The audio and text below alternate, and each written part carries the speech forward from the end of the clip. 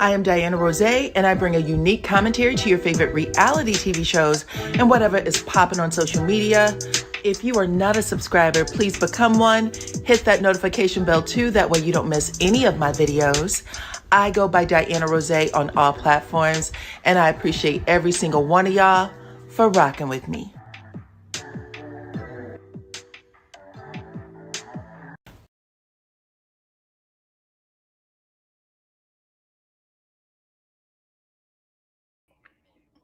What's up, family? Welcome to the channel. It's nice to have all of y'all. If you can hear the sound of my voice, let me know by putting your city, your state, your country, your island, wherever you are from, into the chat real quick, okay? We are here to discuss. I'm giving my recap and commentary for Married to Medicine. This is season 12, and I think it's episode 5, if I'm not mistaken. But come on in. Welcome, welcome, welcome. I see Miss Lady D Keys is in the house. Welcome, Lady D Keys. Nice to have you. I see my sister. This is my real sister, Clone, in the house. She is coming in from Cleveland. Okay, we got the same mama, the same daddy. That's a fact. Okay, let's see. I also see my St. Louis sister in here, which is Miss Gloria. Hey, Gloria. Welcome, y'all. Come on in. Come on in. What's up, Patricia? She said, baby, where have you been? I missed you. Also from Cleveland. What's up, Miss Patricia, my Cleveland sis? Nice to have you. Look, everybody rolling through. Dyrese is here, my cousin, okay, coming in. Welcome, welcome, welcome. She said, I'm trying to cut water today, Long Island. Okay. Welcome, welcome, welcome. So, y'all, listen, I was shocked when I watched this episode, mainly because usually the men don't have as deep of conversations. But baby, when I tell y'all, the conversation they had with Eugene had to have made him feel bad. Had to. Come on in. What is up, Miss Bonita? I see Marjorie from Detroit. What's up, Detroit? Child, Alabama's in the house.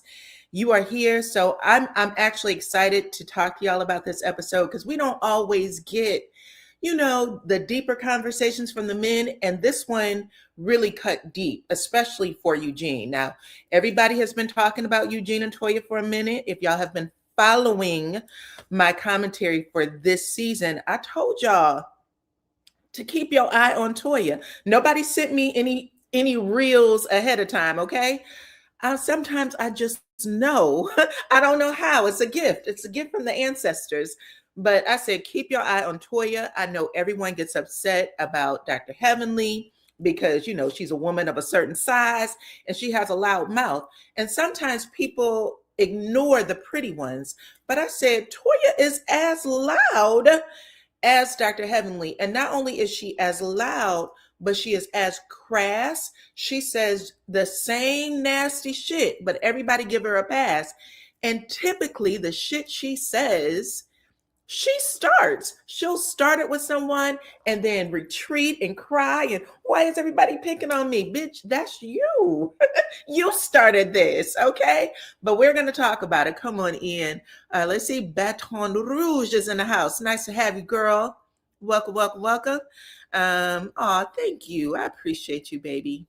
I appreciate you, child, because sometimes I be having a bad day. Earlier today, after seeing all that shit that went down in Minnesota, I wasn't feeling okay. And that stuff affects my mood, okay?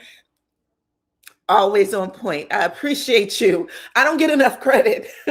I don't get enough credit. But that stuff messes up my mood. But we're here now, okay? So let's get into it. I'm not going to hold y'all any longer, child. But yes, Toya is a mother, okay? And I'm about to compare her to some stuff, to a person y'all might not like if y'all follow my Love and Marriage Huntsville reviews.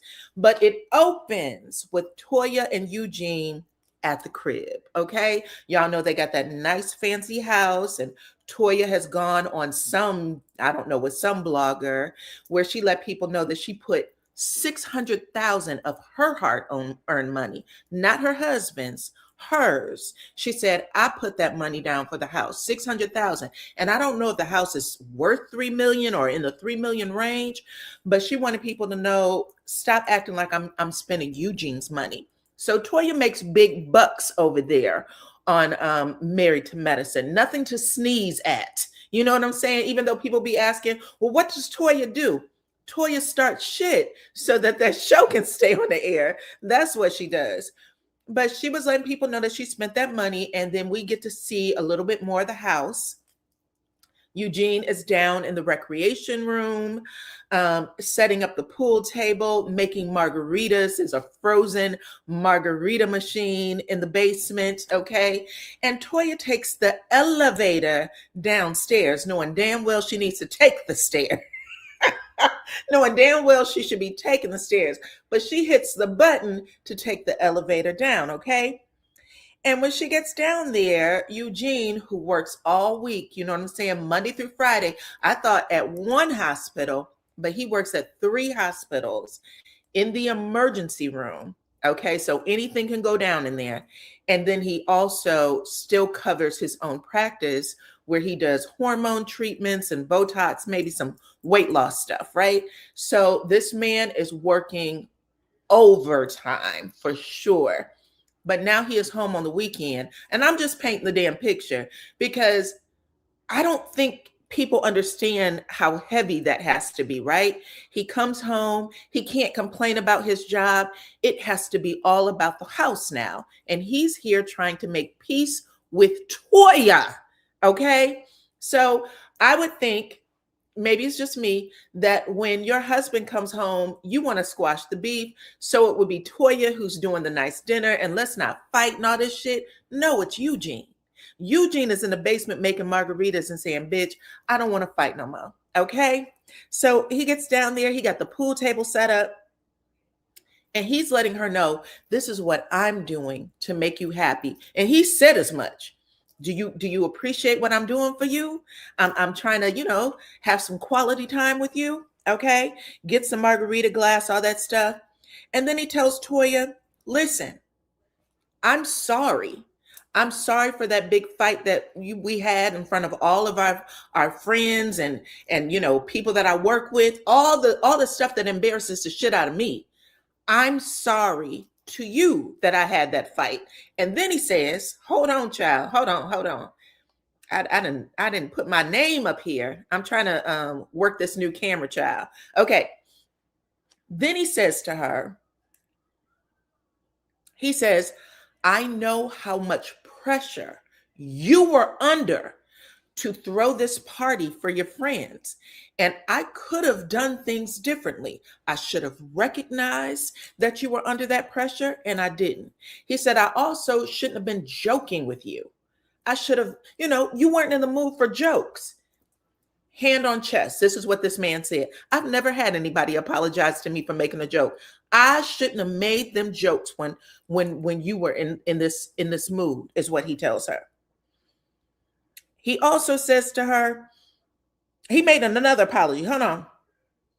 Oh, he said, I shouldn't have let your friends get in my head, is the other part, which, baby, what? Okay. He said, I shouldn't have let your friends get in my head. Okay. And then while he's doing this, he's taking like the pool balls out and he's putting them on the table. And then this man says, Toya, sometimes you say things that are hurtful to me, okay? That are hurtful to me. And I'm not sure if you realize it, but he basically tells her that the things that she says is like an explosion, okay? Let me get the exact words. He says you can say things that are so hurtful, it cuts. It's like an explosion to him. And she doesn't even recognize that. She sits there and makes this face, and he said, like the shit you said about me being a leader. That was hurtful to me, especially when I'm inside of a group that I already don't feel safe in. Okay? Now we look for men to use their words, and he's telling her, I don't feel safe here. You tell me shit all the time about what your friends say about me. It is very much emasculating. They're talking about the size of my penis, even though Toya was the one to bring it up. They're talking about what I do as a man. And then you say things like that and it compounds that shit. Toya says, and I swear for God, she said, are you comparing me to them? The things I say to you, even if I say, Eugene, you need to be a leader, you shouldn't even take it there. You shouldn't assume and put me in the same category as them. I should be able to say those things to you without you feeling any way about it. And the second that came out of her mouth, I said, bitch, not Toya being the female equivalent of Marie Scott from Love and Marriage Huntsville, because that's who you are right now, girl. We talk about those men over there on that damn show all the time. Toya Harris is every bit of the men over there on that damn Love and Marriage Huntsville show. That lady is as abusive as anything I have ever seen. And people have been saying this, in particular, Heavenly, for a little while. And everybody has, again, just swept it under the rug because it came out of Heavenly's mouth. But baby, that lady is abusive as shit. She ain't lying, okay? Facts. That's exactly why she doesn't like Heavenly. Okay. Listen, when she said it, I was shocked. Even Eugene, it comes out of her mouth and he stops talking like he's trying to figure out what else can I say?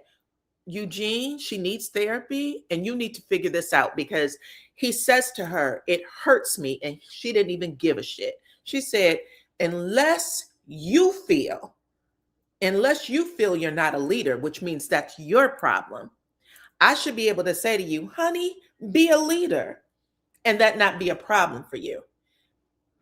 Fell on deaf ears. She said, that shit ain't my fault and I'm not taking it on. Period. That was disgusting, Toya. Take the poll at the top of the chat, because she didn't apologize to that man either. So he goes, Toya, cool. What can you do? I apologize. I said a couple of things that I apologize for. I tried to let you know why these things hurt me, because you bring back shit all the time from your friends where they've said something horrible about me. It's bothering me now. I know that it shouldn't, but it is. And she says, let me think about what I can say that I can apologize for. Let me think about that. And she says, I apologize for letting you and everybody else at the party put me into a negative space. I shouldn't have done that. That's it. And I don't even think it was a full apology. I think she just said, I shouldn't have let you put me into a negative space. You and the other people at the party, I shouldn't have let y'all put me there. Those bitches. Don't put me in that category and don't do things to put me in that space. That's basically what she says. Okay? I thought that was trifling. Trifling. And it gets worse. Now, if y'all have been watching this show since it's come on, when Toya was much younger and people were trying to tell her, whether it was Mariah, Quad, all of them at some point have said, Toya, you got to straighten your shit out. Her mother and father came on the show and said, Toya, you are as abusive as hell. We didn't raise you like that, girl. Like, everybody's come on. But I think when she was young, we just kind of swept it under the rug. But Toya's 50-something, or she looks 50-something years old now. And so it is much harder to look at that woman's face and see her be such a entitled, spoiled ass, rich ass wife. You know what I'm saying? Like, girl, the rest of the world doesn't live like this. You are delusional. You are not in touch with what really happens out here.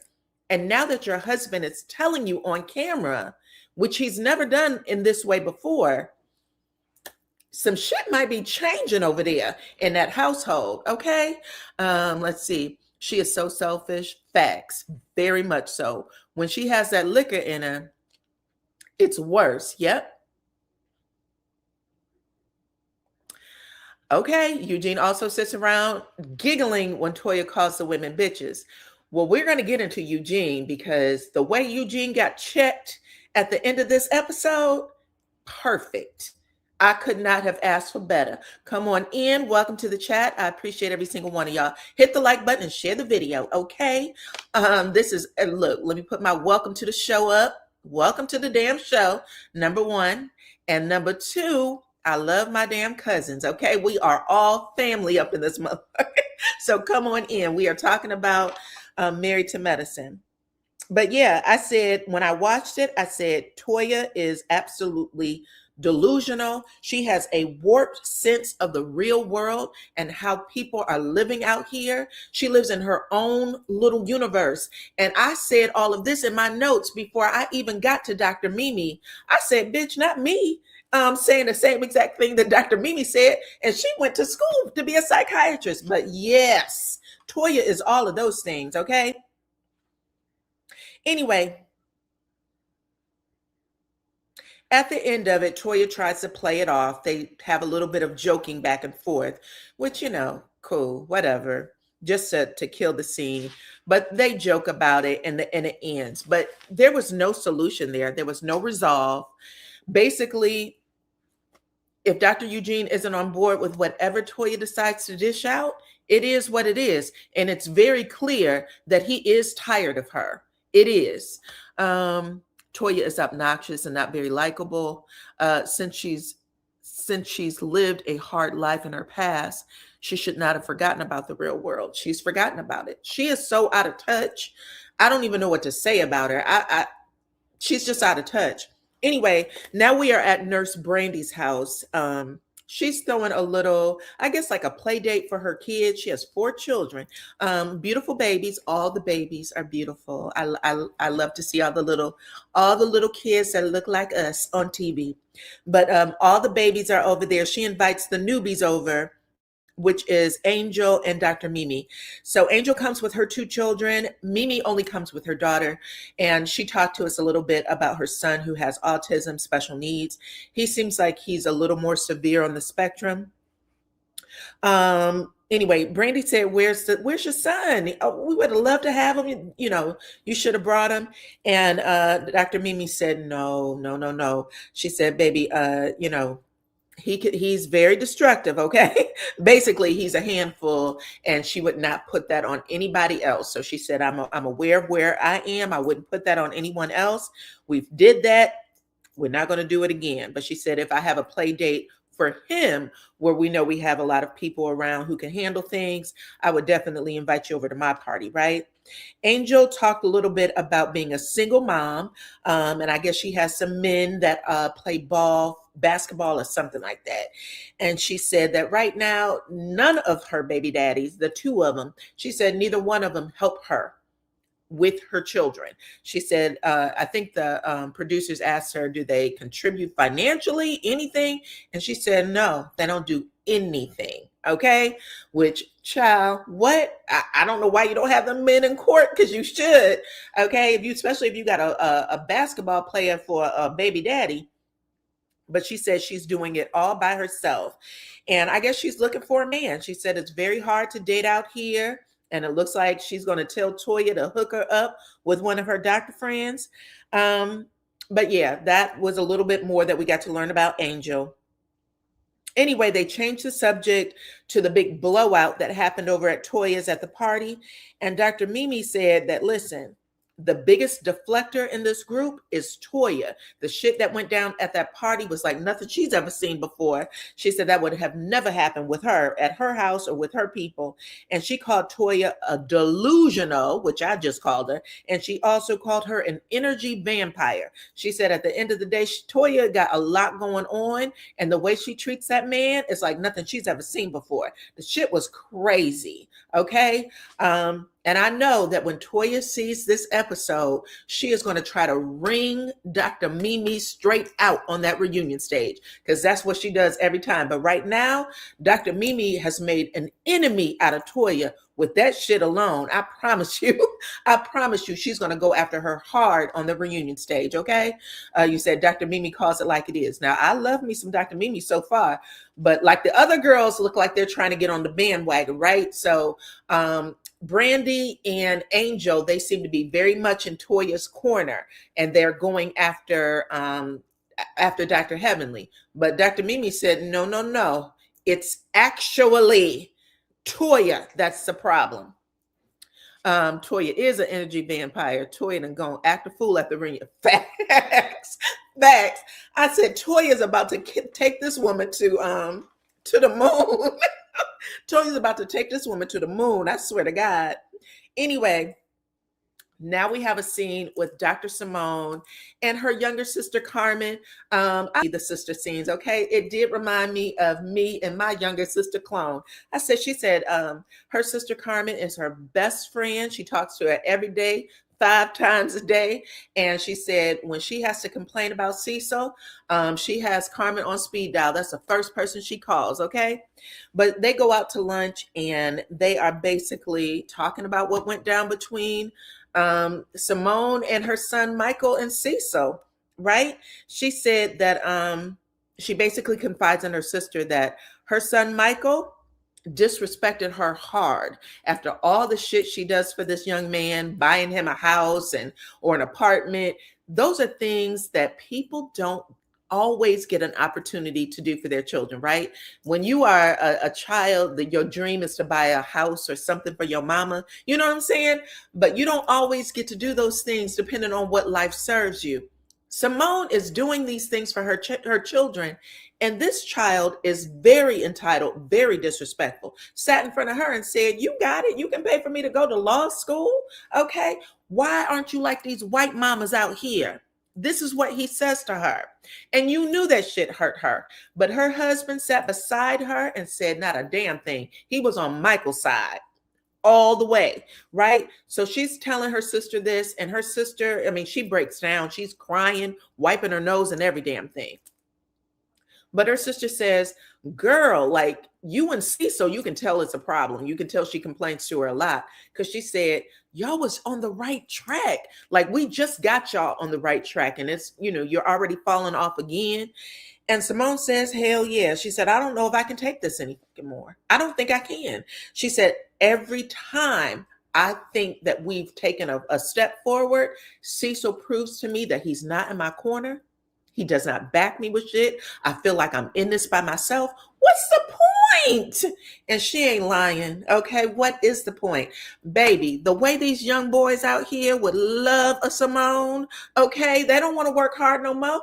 They don't want to work hard no more. They are looking for a sugar mama to take care of them. And when I tell you, they'll have Michael and Miles right. Okay. What you doing up in my house? Okay. You need yourself a Ving Rhames, somebody who's going to be cooking breakfast naked in the kitchen, turning around like, "You want some breakfast?" You want some breakfast? If not, take your ass back on home. This is your mama house. This is the house me and your mama live in, okay? That is some baby boy shit. You need yourself a man who's going to give them some baby boy Ving Rhames action over there, because ain't no way, okay? And going ahead and give it to Cecil too, because he done lost his damn marbles, period. But anyway, she's telling her sister all of this, and she just basically says, "I'm tired. I don't think I can do it anymore." Her sister tells her she understands, child, that Cecil needs to get his shit together because she's tired of hearing it. And even though she wants to be on Cecil's side, he is constantly doing shit wrong, okay? Hold on. I hollered when you said that, baby boy, because you already being treated. That's right. And this is a fact. And I'm telling you right now, you'll change everything up in that damn house once you get yourself a nice young man, okay, who all he wants is his video game. He'll get all them little dudes together, period. And I know better, okay? Y'all know it's true. Anyway, while she's having this conversation with her sister across town, Cecil is having a conversation. I don't know if this is his older brother or younger brother, but he's having a conversation with his brother, David, who happens to be going through a divorce. Now, I don't know where he lived before, but he has planted his ass in Atlanta. And he said that he is happy to be where Cecil and Simone is because he needs the support, okay? That's what he says to his brother, Cecil. But he also said, "Simone is my real sister, okay? I don't even play that in-law shit when it comes to Simone. She's my sister. I love her. And she called me complaining about your ass, okay? Which I howled when he said that. He said, man, at the end of the day, I look at her as my real sister. In confessional, Cecil said, Simone talks to David, his brother, more than he talks to David. So if everybody is out here talking about you, okay, including people in your family, what does that tell us about you, Cecil? Anyway, David basically tells him, listen, right or wrong, you need to be on your wife's side every fucking time. Right or wrong, y'all need to show up as a united front when it comes to your adult children. Okay? He said, them boys are grown. Y'all did the work to get them old. Y'all have done everything. You've poured into them. You've gotten them through college. It is their time to get out there and put them tools y'all gave them to work. But you are not supposed to break down in front of your wife and be on your son's side. And the problem with Cecil is Cecil lives vicariously through them damn boys, especially Michael. He likes all that smart mouth shit and stuff that he does with Simone. He likes it because he can't get away with it. You know what I'm saying? So he's sitting over there like, high-fiving Michael when he says some shit. Anyway, the brother tells him that's not the right thing to do or the right way to go. Them boys got their own life. They have their own life. They're outside doing their own thing. And you know who's going to be left in the house with you? Your wife. They're not bringing you inside to be with them when they find their woman or have their children. You don't get to come over there and bark orders and tell what's going on. So you shouldn't be letting them do that in your house. Okay? Anyway, Cecil gives this tired ass story about how when he was, trying to get to Morehouse and he was applying for financial aids and loans and shit. He said, I was in line for 3 hours, man, applying for financial aid and loans, man. And I promised myself then my kids would never have to do that. That was your struggle? Applying for financial aid and loans? Cecil, you got to be lying. That is the dumbest shit I ever heard. What did Morehouse teach you? Anyway, when he gets that all out of his mouth, and David let him do it, he said, we're blessed, man. This is Cecil. We're blessed, man. And I want to be able to give my kids anything that they want. We got it. We should be able to help them, man. Okay, I got it. I got the money. I should be able to help them. I should be able to do this. David let him get all that shit out. He said, man, the problem that you have right now is you keep saying the word I. But I'm telling you right now, that's not an I. It ain't I got the money. It's Simone's money. That's what he says in so many fucking words. He said it's a we. And if you don't think about it as a we, then you're going to be outside that damn door with absolutely nothing. And he ain't lying, okay? He had to bring that motherfucker right back home, okay? Next thing I know, Cecil picked up that damn brown liquor and started, Cecil, you better put that damn, by the way, this is apple juice. This is not liquor, but it was brown, so I wanted to pick it up.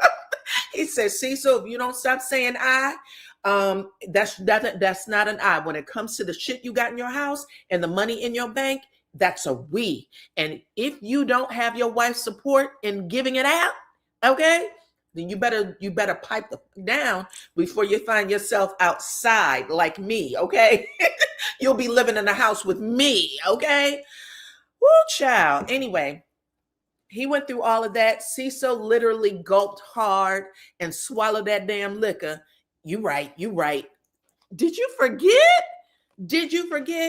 Anyway, Simone ends up saying Cecil grew up in South Central LA and that he had a father who ruled with an iron fist.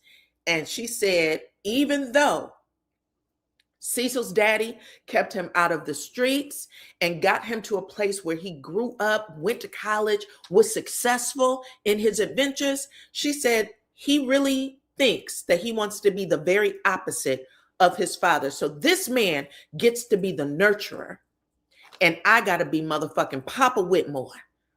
Where does it end? I can't do this shit no more. I want to have a relationship with my kids where they aren't resenting me because I'm trying to teach them how to be men, and their daddy should be teaching them how to be a man. She didn't lie, not one bit. Get yourself a Ving Rhames, baby. Make sure that that man is cooking breakfast naked on Saturday mornings, and them kids will definitely wisen up. I promise. Okay. I promise you. Okay. Come on in. Come on in. Where does Caesar work? So right now he is a real estate agent, but he knows that his money ain't Simone's money. Simone has a thriving practice. She is a surgeon. She delivers babies. She does hysterectomies and all that shit. Okay. And when she is ready to wind down from that practice, she can sell it, or she can bring other doctors in and still get a part of the pie. Now, she wants to live Richie Rich, but her on this show, because he don't get paid on the show. She gets paid on the show. His lifestyle comes from her. And instead of him recognizing the blessing, he's trying to punish her because he resents her. He resents the fact that she makes all that money. He resents the fact that she is the main breadwinner. Just like when she came home with that damn Maserati. Y'all remember she had a Maserati delivered to the house? And when they was taking it off the truck, Cecil walked out the door and said, "Whose car is this?" And she said, "That's mine." And the guy gave her the keys. Cecil snatched them out her hand. She didn't even get a chance to get her ass in the driver's seat. He snatched them out her hand and he jumped in the car first. And then he took off like lightning down the street. He could have hit a tree. He didn't give a damn. It was the idea that she brought it home without telling him. And so he was going to dog it out first. I saw that shit. Even when he did that, I was like, that's her car. What are you doing? Sounding like a drunk man for show. That's what I said. Anyway, hot ass mess, right? Hot ass mess. Cecil, get it together, baby. You better start watching these episodes back and self-correcting, because you're about to be out the door. From everything that I could see, Simone's ready to go. She's ready to go. And when she gets this new man, it's going to be a sad day. Because that motherfucker ain't going to leave the house. He's going to know how to eat. He's going to know how to eat off of her and give her the attention and the respect she deserves. Okay? Moving on. Dr. Simone has now hosted, she's hosting a Build a Bag, which they're going to make purses. Okay? A Build a Bag event. And she's hoping that this breaks the tension between all that shit that, Heavenly and Toya has going on. I guess they're, disrupting the group with their craziness. Simone has mentioned divorce a few times, even on live. If y'all didn't see it when Cecil said, "You really broke my heart. You embarrassed me by saying the whole divorce thing." She said, "Cecil, it's not like we ain't really talked about it. We were talking about it all last year. So I'm not lying to the folks. I am getting things planned." If she's talking about it, she's seen a lawyer. She's already talked about what life would look like, how much money she would have to pay him. She ain't got to pay child support because the kids are grown, but she might have to give a little spousal support. You know what I mean? Anyway, she has this Build-A-Bag party, and Toya walks in. This is her jizz, She says she walks in with that fake ass, what is it? Balenciaga bag. Yeah, she walks in with the Balenciaga bag. Apparently, Heavenly done ran off on the plug twice. Heavenly done ran off on the plug twice. This bag is supposed to cost $28,000. The first time she left it at one event, she went to Toya's house to grab the bag. She was supposed to take it on her way out, but Toya cussed her ass out and kicked her out of there, and she left it again. So Toya said, I know for sure the bag ain't real now, because you done walked out of here twice and left it behind. Nobody leaves behind a damn a whole car, okay? Anyway, Toya said, I brought this bag so that people can see what not to do. Because we're supposed to be using real leather, correct? And the lady who is hosting the event, who I guess is her thing, she said, yeah, she said, then I'm going to put this up here and you're going to talk to us about what real leather looks like and what real leather, you know, what it don't look like. She said, because not all these ladies know. Not everybody knows what it is, right? Anyway, when Dr. Heavenly arrives at the event, Dr. Heavenly is really in her congresswoman bag, okay? She don't give a damn what people say, what people say about her. She came in, she said hello to everybody. She walked directly over to Toya, even though Toya was cracking jokes. She hugs Toya, she kisses her on the cheek. She said, bitch, I don't really care about nothing Toya got going on. I got real goals. You know what I'm saying? F that bag, okay? Anyway, after all of that,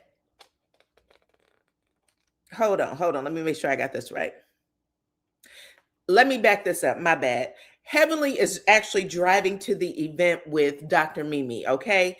And Dr. Mimi, because apparently all this shit went down in the group chat for Father's Day. And I'm going to talk about this in a little bit because Toya was definitely trying to throw shade when she sent that damn text message. But Dr. Mimi and Heavenly are driving. I don't know what they're driving, some fancy ass car, to this event. And Dr. Mimi said, child, these group texts, I didn't know they can get this spicy, but damn, you know, did you and Toya have to get into it the way y'all did with you talking about Eugene's dick and all that other stuff? And Dr. Heavenly said, listen, let me just tell you right now, because you're new to the group. But the reason why I mentioned his shit in the first place is because she mentioned it. And you don't understand who Toya is. Toya talks about her husband bad. Okay. So when I say these things like, child, going ahead, because the text message was, let me make sure I get this text message right. Something to the effect of, I have a beautiful husband and my dad is amazing and they've all been amazing to my children. And I just wanted to let y'all know that for Father's Day. Why was that text necessary? It'd have been one thing to say, I have a beautiful husband who takes care of my kids. And I know that your husbands take care of your children. And I just wanted to pass along to y'all happy Father's Day on my behalf. Let them know, right? That would be one thing.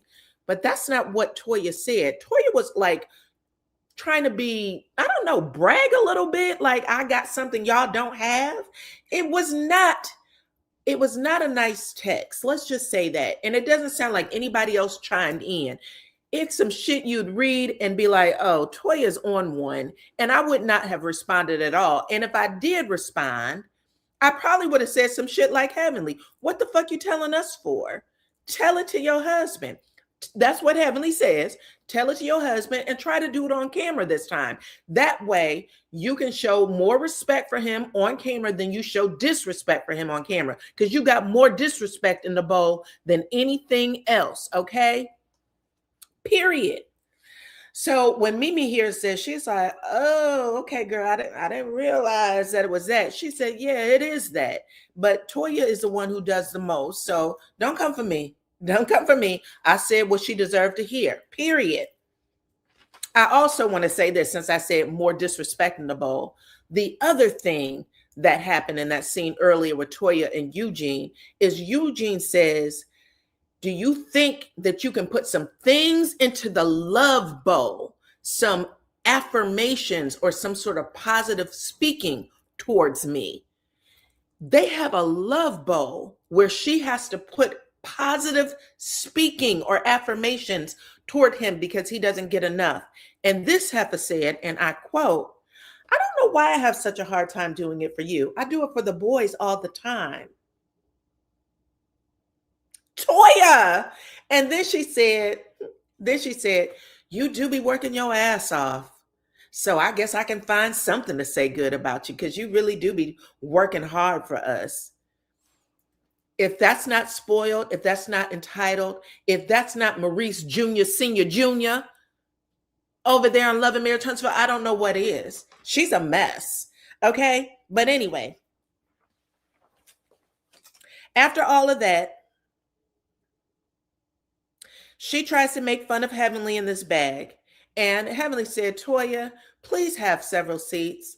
I don't give two shits about that damn bag, okay? From what I understand, it is a fake and it costs about $400, not $28,000. But Heavenly said, I don't have time to be putting no money on no fucking $28,000 bag. My money goes into the multiple homes that I own. Check my portfolio, boo. Okay? My money went into my kids' college funds, of which you have none. You don't have multiple homes. You've bought multiple homes. Multiple homes have been snatched, but you don't own multiple homes. So get your portfolio up and then you can come for me. Otherwise, I don't give a damn about that bag. You and I aren't the same. Okay? Again, I'm going to be on Heavenly's side with this one. I don't know. It felt like the right thing to say. It felt like the right thing to say. They made a couple of jokes, but it is what it is. You are working that man into the ground. For what? Anyway, while all this is going on, Dr. Scott, Contessa's husband, is having a party. And I couldn't help but to recognize that Dr. Scott had an actual chef at his party. So he's invited all the fellas over to the crib. Y'all know they have a mansion. They have a real life mansion over there, Dr. Contessa and Scott. And we can't forget, Dr. Contessa said that she was cooking all day after her birthday party, where she had 8-Ball and MJG dancing and rapping into the wee hours of the morning. She said, I cooked all day from 9 o'clock to 10 p.m. and Scott didn't lift a finger unless he was putting a big ass cigar in his lips. Okay. Well, Scott said that was your party. It is what it is. For the boys, I'm going to have a chef, and they had barbecue, steak, potato salad, baked beans, a full spread, child. And they didn't ate twice. They ate twice, maybe 3 times, right? Anyway, Dr. Scott is putting it on thick. He might have been smoking a cigar, but he did ask Eugene if everything was good. He said, shit, when we left your house the other day, you and Toya were into it. It looked nasty. And I just want to know if y'all made it through okay, right? Interesting question to ask. Because usually, I don't know, men don't always ask that stuff. But Scott said, we don't get this shit popping, okay? Wait. Did he ask him that first? Oh, let me also say this too, because I might be taking this shit out of order. My bad. Before that, he had actually asked him, Dr. Scott asked Eugene if he was ready to move into the space, because y'all know they have built out this building to be like a work, live, play type of office. So you go to work there, you can sleep there. They got a full kitchenette, a theater, all this shit, right? So they were like, we looking forward to having you, man. Are you ready to come to the office? We about to have this build out complete. Eugene says, oh no, man, Toya met up with your wife and she said it's a no-go. She doesn't want me over there. So, and I do believe that he said specifically, Toya hates it. Toya hates it. He's not going to go see it. He said Toya hates it, so he can't move in. I don't know why no one doesn't see that as abusive, but it is. I would go just because it's your friends. Your friends are building a work, live, play office. There's a lot of things over there that, you know, like I said, it's a built-in space where they could be referring patients to you. You could be referring patients to them. Anyway, I don't know. If Toya's not a doctor, I wish that Eugene would take more control over his life and the shit he did, because he went to school for that. But he says, I can't do it. And Scott went, oh, okay, well, I hate to hear that. You know what I'm saying? What do you want me to do? I hate to hear that. Anyway, messy. After that, excuse me, hold on. Let me also bring up Curtis. Curtis said, well, I don't know where you're about to move your new office, but it shouldn't be in the Duluth area, because that's where my wife does the weight loss and the Botox and all the rest of that shit. So if you happen to move over there, your shit might get burned to the ground. Your shit might get burned to the ground. And I said, look at Curtis. There was a time where he was like, that's Dr. Walters. She's a married woman. I'm not Dr. Jackie. That's Dr. Walters, right? Like he didn't want to live off his wife's name. He was acting like he had a problem with his wife being the moneymaker. Not anymore. Not anymore. He said he's willing to burn Dr. Eugene's office down to the ground if he moves out there and tries to compete with his wife, child. These men ain't shit. Okay. Let's see. I saw Dr. Scott over in Stockbridge. He works with a team of doctors at that location. Yes, that's the beauty of it. Imagine being fed your patients. Of course, you're going to advertise for your patients, but to already have a ready set group of people who's coming in, they want to, beautify themselves, whatever the case may be. I'm going to send you right down the hall for weight loss or hormone treatments or whatever the case. That's money hand over fist. And all Toya cares about is aesthetics. That's it. I don't know. Listen, I don't hate anybody on these shows, child, because there's too much in the world to really be worried about. But Toya is a problem, okay? Anyway, after that, that's when Dr. Scott said, child, is everything okay with Toya? Because we saw the blowout. I just want to make sure y'all good or whatever. Eugene apologizes to the group. He said, listen, yeah, we had a little married spat in front of y'all, and I do apologize. You know what I'm saying? But then Eugene, who I did think had good common fucking sense, starts blaming the wives. He blamed the wives. He actually, and this is crazy because the other week when Curtis came to him about Toya, he said, I don't give a shit. Toya can say whatever she wants to say. Okay, you did it. It happened. She can say it. I don't care. I support her 100%.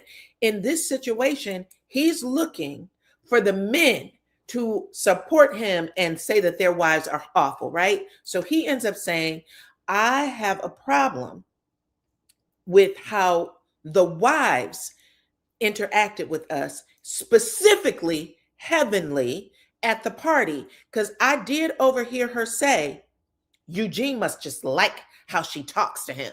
Toya talks to him like that all the time. Eugene must like it. Now, when he says this, Sugar Bear, who I affectionately call Dr. Damon, because he does just remind me of Sugar, like he looks like his name should be Sugar Bear for some reason. But Dr. Damon puts a smirk on his face like this motherfucker. And Dr. Damon really likes Eugene. But he looks at him like, don't do that. And he said, and I hate to do it, but he did. He said to him, the reason she said that is because your wife do talk to you in a crazy way. And really, it was supportive if it was anything else, because you have told us multiple times that you are okay with how Toya speaks to you. So what do you want from us? She said exactly what you've told us in the past, okay? She talks to you like that. We saw it. You clearly don't have a problem with it because you're the one who said, I don't have a problem with it. And then that is when Curtis tacks it on too. Now, first, wait a minute. Sorry, y'all. I keep looking at my notes because I realize I'm getting ahead of myself. But after that, Curtis joins into it because Curtis said, bitch, I'm about to get my lick back on Toya because she shouldn't have said I have my hand on too many women up there at the Married to Medicine. So I'm about to get my lick in for sure. And he said, listen, in Damon's defense, how you and your wife relate to each other is different from how everybody else's wife relates to each other in the group, right? Me and Dr. Jackie don't do that. Dr. Jackie never talks to me like that. I've never seen Heavenly speak to Damon, Scott speak to Contessa, just Toya. And then he said, Toya dumps y'all's dirty laundry in public. She's always doing that. And you have always said you supported it, that it wasn't a problem for you. And now it is. Clock it. Okay? In confessional, Eugene looked like he was damn near about to cry. Toya too. But Eugene said it's very hurtful to hear the men's opinions of him and his relationship, especially since that's not how he sees it. You and Toya are toxic. And when y'all do that type of shit in front of other people, you are asking them to make what y'all got going on okay. And they don't like it. Dr. Mimi is brand new to the group. And she left that fucking party and she said, she said, I've never seen anything like that at a party or an event in my life. She was disgusted. And I can only imagine, because I have been in the company of a couple that thought exactly like that. In fact, worse. And he was a doctor. And his wife and him used to fight in front of anybody. And they train you as a friend to make it okay. And you can only make it okay for so long before you be like, girl, I know you invited me, child, but I got laundry to do. You know what I'm saying? I got to walk the dog to Pittsburgh, bitch. I'm not coming over there. Y'all fight too much. I don't care if your house is brand new. Okay? But this is what the men are saying to Eugene right now. We've never had this conversation, but this shit is toxic. It's toxic. And your wife talks to you in a way that we've never seen you match. You don't air y'all dirty laundry out. She airs it out on you. And you don't say shit. You swallow it. This is coming from your friends. This is coming from your friends, all professionals. And now you hear this and he literally shrinks in his seat. But he says that in confessional. And then Toya said, Toya basically screams, oh, we're not perfect. We're not perfect. Toya, if you don't get off the sauce, you look drunk in that damn scene. Girl, totally disrespectful. Totally. Totally. Anyway, when it comes back to the group, they leave the confessional scene. Dr. Damon basically piggybacks off of what Curtis said. He was like, yeah, hell yeah. Hell yeah, everything he said. You let that woman talk to you like that, and you getting upset with us for what? In fact, Curtis was so smooth with it. Curtis said, it ain't just Heavenly that talks about you. We all talk about you. All the wives talk about you. Hell, we join in too. We might not do it in your face, but when we go home, we have a good fucking talk about you.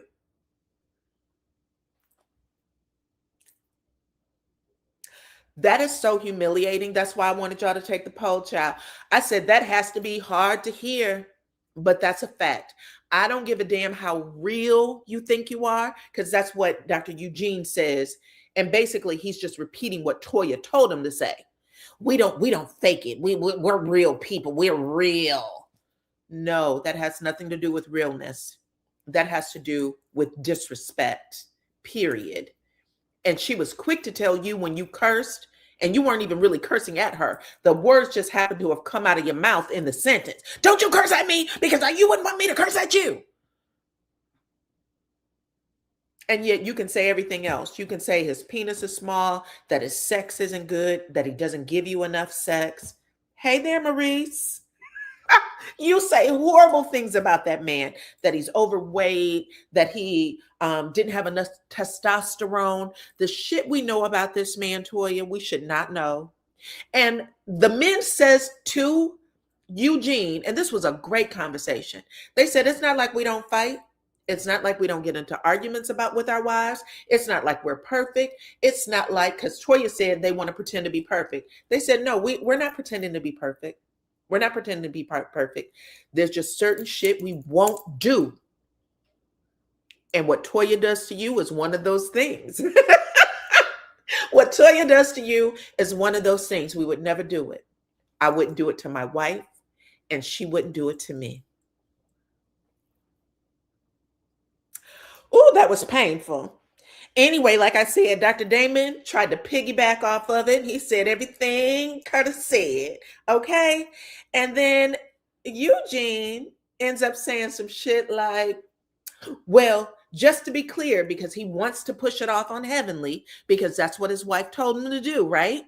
And he said, listen, your wife says really crazy things. Like she's talking about the size of my penis. Damon tried hard not to laugh out loud. Damon was like, he said, she talks about the size of my penis. It was about handbags. How did it get to that there? She's constantly trying to emasculate me. Dr. Damon said, has my wife ever said that to your face?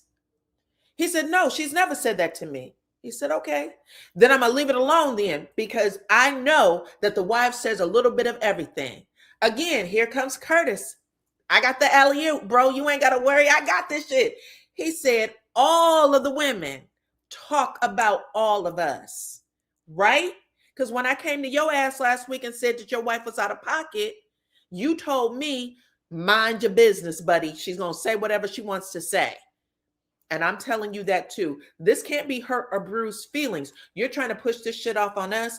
Take it back to the crib, the one y'all just bought, and you keep it there. Let her know that your feelings are hurt there. But don't bring it to us. Anyway, Dr. Damon said, listen, this ain't even our shit. This isn't our problem.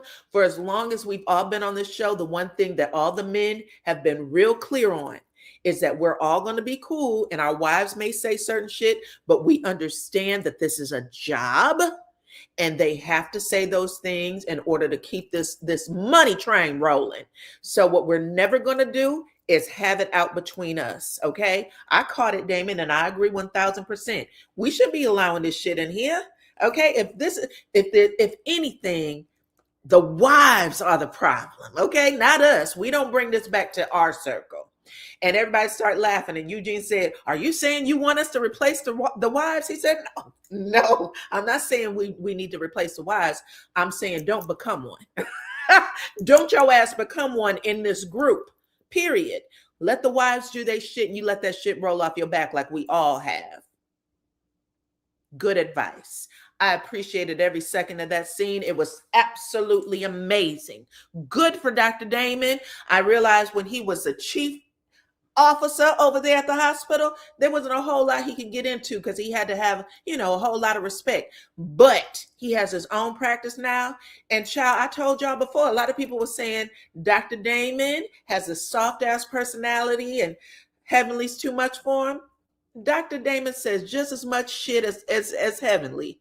That's on period. Okay, that's a fact. Dr. Eugene better toughen up. Curtis definitely got his lick in. The way Curtis was like, I got this, bro. Go on ahead and eat your ribs, okay? Anyway, after it was all said and done, we go back to the purse party. And Simone ends up trying to get the shit started. And she said, listen, let's just squash the beef between Toya and Heavenly. Because Dr. Simone said, when I read the text, I didn't see anything wrong with it. I didn't see anything wrong with it. I didn't see anything wrong with what you said. And I didn't see anything wrong with Dr. Heavenly's response.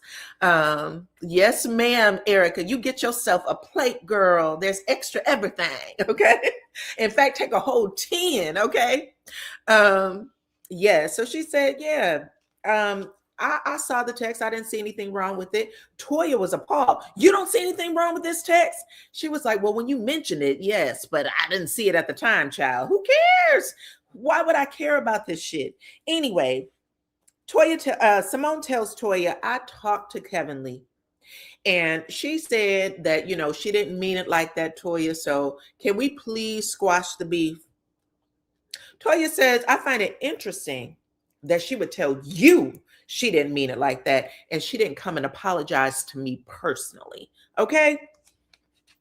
Dr. Heavenly said, bitch, it's not like I'm scared of you. The reason why I didn't say anything to you personally is because I didn't take it personally. You know Toya better than anybody that if I had a bone to pick with you, gears to grind, I would have come directly to you. I do not. So, little girl, let's not make this into a big thing, okay?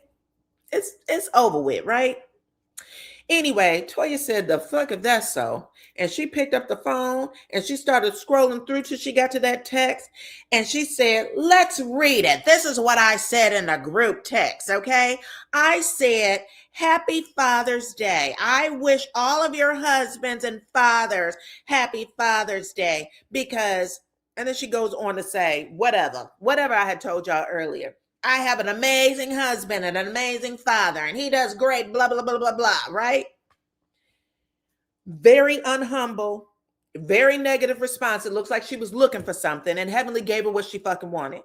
So they read it, and then all the newbies, you know what I'm saying? Because the newbies got to make their mark. Y'all better get yourselves together. But Angel was like, Heavenly girl, you know you was trying to be shady, right? And I think Nurse Brandy said some shit too. Oh, girl, that was shit. You shouldn't have said that, right? Anyway, Heavenly said, I'd say it again, child. I had to. Long story short, Heavenly and Toya had this ridiculous ass back and forth where Heavenly basically said, bitch, I know I'm running for office and I'm supposed to keep it high, but that damn Toya, that bitch make me want to go low every single solitary time, okay? And if she wants it, I will give it to her. I don't care. At the end of the day, she needs to respect her husband in public. We have seen enough of the disrespect. You disrespect him every chance you fucking get. Not to mention the fact it is uncomfortable for us to watch you disrespect that man. Right, and right. As a person who has witnessed it with my own two peepers, who have seen it time and time again, it was some of the most uncomfortable shit. I can only imagine what they're dealing with. Toya can't read the room for shit. Everybody goes dead ass silent when she be having those moments. You would think that she'd be like, I'm sorry, y'all, whatever. She just keeps it moving. She wants that. That's her keeping it real moment. Keeping it real is going to go wrong when that man goes down to the damn courthouse and asks for a divorce, okay? But anyway, after it's all said and done, Dr. Jackie plays peacemaker and she pretends to cry, child. She was just like, girl, we gonna squash this beef. I don't know what it is about the two of y'all where y'all can't leave each other alone. Well, they're very much alike. So that's why they both are exactly alike. They get the same exact energy. And y'all know how that works. When shit is too much alike, sometimes they bump heads. So that is what it is. But Jackie said, y'all hoes got me sweating out my deodorant and now I'm funky, okay? Cut it the fuck out. Cut it out so that we can keep doing these scenes. We done already got rid of that damn crazy ass sweet tea. Now one of y'all trying to get yourselves out the door, okay? Not gonna happen.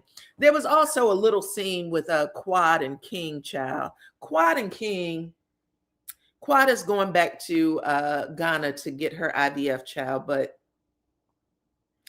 I don't like that King. I don't like him one bit. And everything that Quad hated about Dr. G is King embodies. He does and says the same shit that Quad used to make us think was just intolerable for her when it was Dr. Eugene. I'm not sure what's going on. But anyway, in this scene, there was a moment where Quad says something like, she's going for her third IVF treatment. I'm assuming that they were retrieving eggs, but the eggs, they didn't survive. So she's going back for her third one.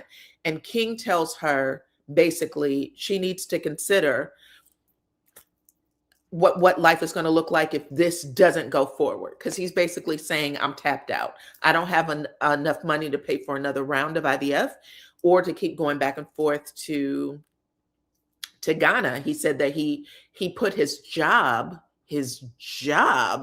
on pause for the treatments. Why would you do that? You don't have anybody that could work over there at the car dealership while you're away? There's a person you could have hired? I don't know. That storyline is given fugazi. I don't believe it. I don't know. Quad, dumb storyline. I'm so sorry. I mean, I understand you having a baby, but telling us that this man has enough money in the bank to pay for y'all to go back and forth to another to out of the country, get a treatment that costs about $20,000 or more, because you got to buy meds too, and that he's not working and he didn't know to put another person in that spot until he came back, that doesn't make sense to me. Either y'all didn't explain it right or there's something else going on, but I didn't like it, not one bit. Anyway, that was really it. So I'm going to read the poll to you guys. I did like the episode a lot. I did. I thought it was an excellent episode. Hold on.